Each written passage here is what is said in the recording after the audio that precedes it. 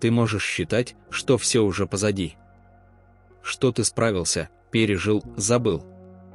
Но если прошлое продолжает влиять на твои решения, на то, как ты реагируешь, на то, чего ты избегаешь или что вызывает у тебя напряжение, оно не ушло.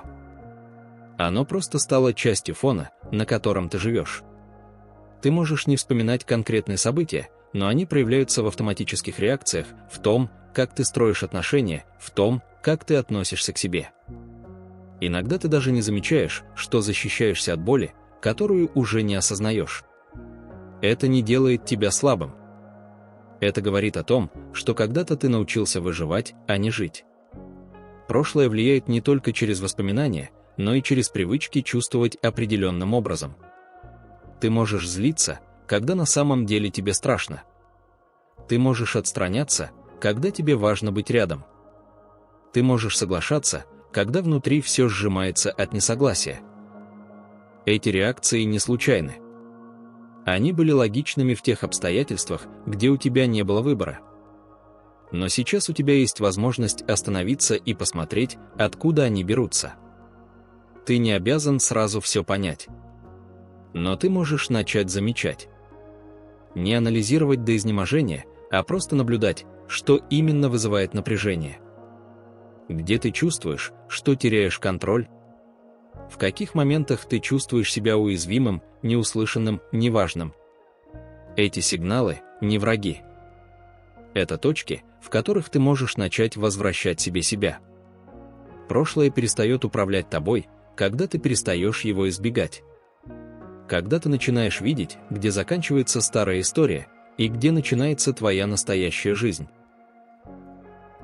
Ты можешь не помнить, когда именно сформировалась та или иная реакция, но ты точно можешь заметить, как она проявляется. Один из самых надежных способов – наблюдать за повторяющимися ситуациями. Если ты снова и снова оказываешься в похожих конфликтах, чувствуешь себя ненужным, недостойным, виноватым – это не совпадение. Это структура. У нее есть начало, середина и предсказуемый финал. И если ты не вмешиваешься, она запускается автоматически. Обрати внимание на тело. Оно часто реагирует раньше, чем ты успеваешь что-то осознать. Напряжение в плечах, сжатая челюсть, ком в горле, тяжесть в груди – это не просто физические ощущения. Это сигналы. Они говорят о том, что ты снова оказался в ситуации, которая напоминает что-то из прошлого. Даже если внешне все выглядит иначе, внутри запускается знакомый механизм – тревога, защита, отстраненность, раздражение. Тело не врет. Оно помнит. Следи за языком, которым ты описываешь себя и других. Фразы вроде «я всегда все порчу», «меня никто не понимает», «я просто такой» – это не факты, а убеждения.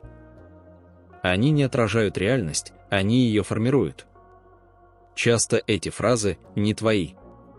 Ты мог услышать их в детстве, принять как истину и повторять их до тех пор, пока они не стали частью твоей идентичности. Но ты можешь начать замечать, когда говоришь что-то автоматически.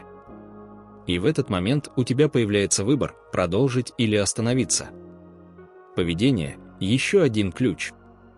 Если ты часто жертвуешь собой, чтобы избежать конфликта, если ты не умеешь просить о помощи, если ты боишься быть неудобным, это не черты характера. Это стратегии выживания. Они когда-то помогали тебе чувствовать себя в безопасности. Но сейчас они могут мешать строить близость, быть честным, чувствовать себя живым. Ты не обязан сразу все менять. Но ты можешь начать с простого – замечать, где ты действуешь не потому, что хочешь, а потому, что боишься. Распознавание – это первый шаг. Без осуждения, без спешки. Просто честное наблюдение за тем, как ты устроен. Это не про контроль. Это про ясность. А ясность – это уже начало свободы. Ты не можешь изменить прошлое, но ты можешь изменить то, как оно продолжает жить в тебе. Это не происходит через усилие воли или резкое решение начать с чистого листа. Изменение начинается с признания: ты больше не хочешь жить по старым правилам. Даже если пока не знаешь, как по новым. Карл Юнг писал: что, пока ты не сделаешь бессознательное сознательным, оно будет управлять твоей жизнью, и ты будешь называть это судьбой. Это не просто красивая фраза. Это точное описание того, как работают внутренние сценарии. Пока ты не видишь, что именно повторяешь, ты не можешь выбрать ничего другого. Но как только ты начинаешь замечать, у тебя появляется пространство для движения. Философы-экзистенциалисты, такие как Сартр и Кьеркегор, говорили о свободе как о бремени. Быть свободным значит взять на себя ответственность за то, как ты живешь. Не за то, что с тобой сделали, а за то, что ты теперь с этим делаешь. Это не про вину. Это про зрелость. Ты не выбирал свои травмы, но ты можешь выбрать, как с ними обращаться. Начинать лучше с малого. Не пытайся сразу переписать всю свою жизнь. Замечай, где ты действуешь автоматически. Где ты говоришь «да», когда хочешь сказать «нет». Где ты молчишь, потому что боишься быть отвергнутым. Где ты критикуешь себя, потому что так делали другие. Эти моменты не ошибки. Это точки входа. В них ты можешь остановиться, сделать паузу и спросить себя: а я действительно этого хочу? Или это просто привычка? Юнг также говорил, что исцеление приходит через встречу с собственной тенью. Это значит не отвергать в себе то, что кажется слабым, стыдным или неуместным, а признать это частью себя. Не для того, чтобы оправдать, а чтобы перестать прятаться.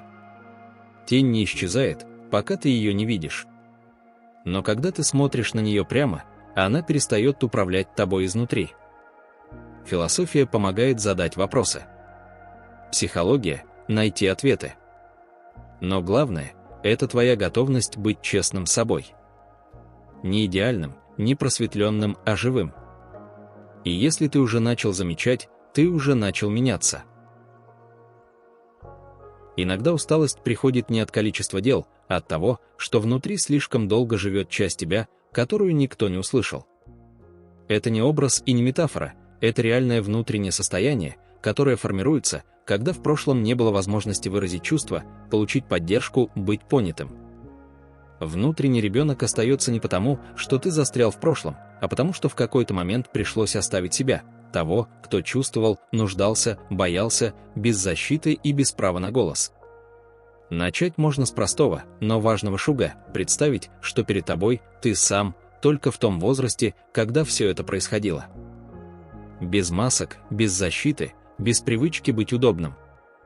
Просто ты, такой, каким был. Посмотри на него внимательно. Он не требует объяснений, не обвиняет, не просит невозможного. Ему нужно лишь одно, чтобы его наконец заметили. Чтобы кто-то взрослый, надежный и внимательный сказал: «Я вижу, как тебе было тяжело. Я рядом. Теперь ты не один». Ты можешь мысленно сесть рядом. Не спешить, не пытаться сразу что-то исправить. Просто быть рядом и слушать. Спросить, что ты тогда чувствовал? И позволить ответу прийти в том виде, в каком он может. Иногда это будет образ, иногда телесное ощущение, слезы или просто тишина. Это не упражнение и не техника. Это восстановление связи с собой, которая когда-то была прервана. И в этом пространстве можно сказать то, чего тогда никто не сказал. Ты сделал все, что мог. Ты не был слабым. Ты не был слишком чувствительным. Ты был ребенком, которому было больно. И теперь я рядом. Я больше не оставлю тебя одного. Такой диалог не решает все сразу. Но он меняет точку опоры. Ты перестаешь быть тем, кто отвернулся от себя, и становишься тем, кто способен быть рядом. Это не про идеальное исцеление. Это про выбор, относиться к себе с вниманием, которого когда-то не хватило.